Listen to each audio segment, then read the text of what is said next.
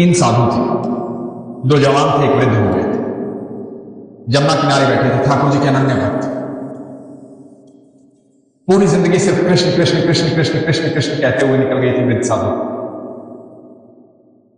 बाकी दो साधु जवान थे, उनके शिष्य थे, लेकिन तीनों ही अनन्य भक्त। एक दिन मन में विचार आया कि सब राधे राधे कहते हैं, हम कभी राधा रानी के महल नहीं, बरसाना नहीं, बरसाना चाहते हैं। जो भिक्षा मिल जाता था उसी से जीवन यापन करते थे सच्चे भक्त। किसी ने दे दिया तो खा लिया, किसी ने नहीं दिया तो कोई बात नहीं। अब बरसाना जाने की बात की तो वृद्ध साधु ने कहा, हमने सुना है कि वो राधा रानी का महल है ना ऊंचाई पर, बहुत सीढ़ियां चढ़नी पड़ती है।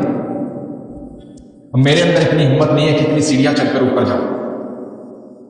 मैं तो यहीं से राधा रानी की मानसिक पूजा करूं, लेकिन तुम लोग जाकर जरूर आओ। तुम राधा रानी से मिलकर। दोनों ने निर्णय लिया कि बरसाना जा रहे हैं, भिक्षा नहीं मांगेंगे। भिक्षा इसलिए नहीं मांगेंगे क्योंकि वो तो राधा रानी का घर है, वहां तो राधा रानी का महल है और हम तो ठाकुर जी के भक्त हैं। तो दोनों साधु बरसाना की तरफ चल पड़े।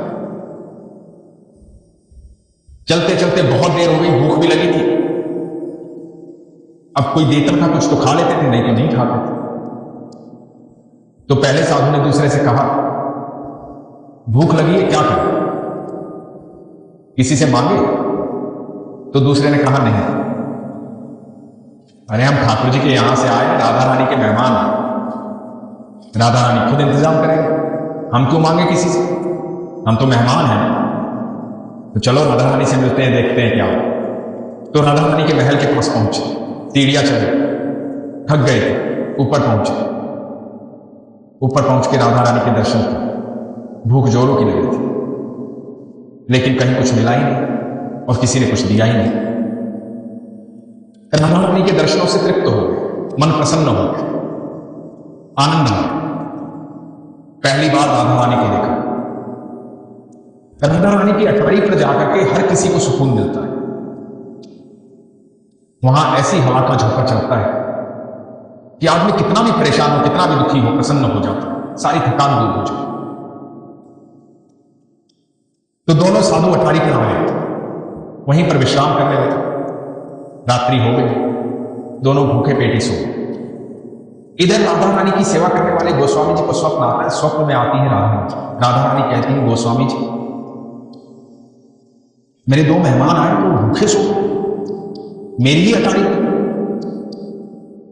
आपने इतना भी ध्यान नहीं दिया कि कोई यहां भूखा सो रहा है। तो गोस्वामी जी ने क्षमा मांगी। गोस्वामी जी ने पूछा कि राधा रानी, मुझे तो पता ही नहीं।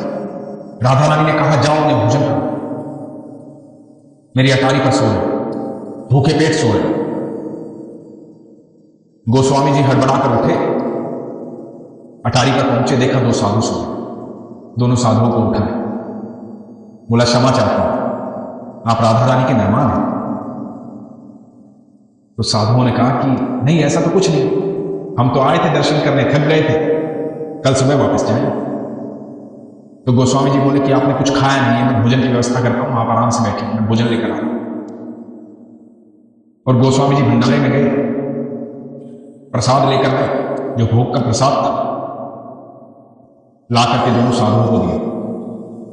साधुओं ने भोजन किया, आत्मा तृप्त हो, मन प्रसन्न हो गया, राधे राधे बोलने लगे। गोस्वामी जी को राधे राधे की, राधे राधे करके गोस्वामी जी चले।